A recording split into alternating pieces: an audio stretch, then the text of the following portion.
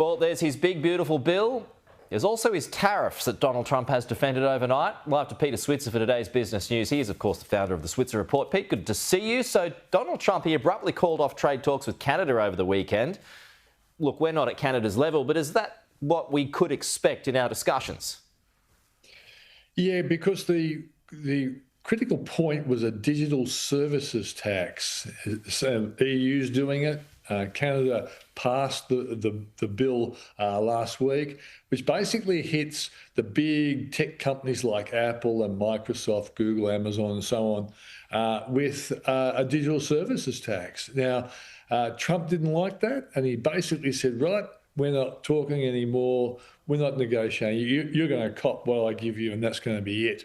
So basically, Canada's been, shown the door by Donald Trump. Now, interestingly, the market was up before this decision by Donald Trump on the back of the truce in the Middle East, and also the fact that Caroline Levitt, that's his press secretary, during the week basically said that the July 9 deadline wasn't critically important, which made us think, maybe he's going to be okay on tariffs.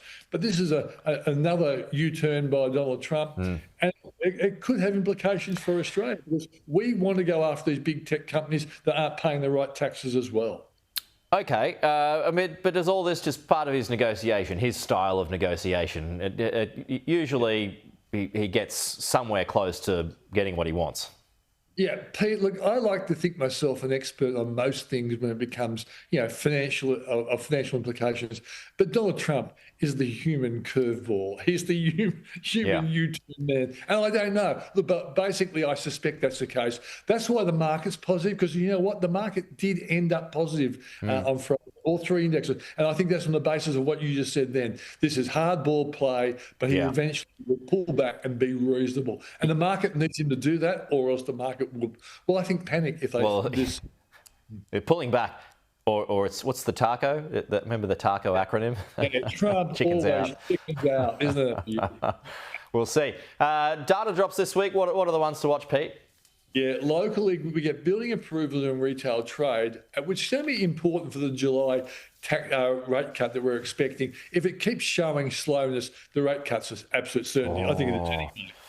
I mean, look, there's suggestions, aren't there, Pete, that we could be back to back. I mean, Kukula said last week, I think that it could be a 50-pointer next. Yeah, well, that's what I went for as well. I think he might have stolen that idea from me. Really? I mean, wouldn't that show that things are more dire than they actually are? Yeah, Pete, you made the point then. It could be back to back. Why do back to back? If you're going to do back to back, why not give 150? Big, beautiful. Get it out of the way.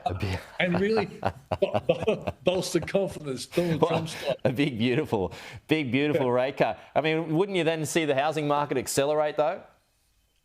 We're stuck with that because the supply is not a problem.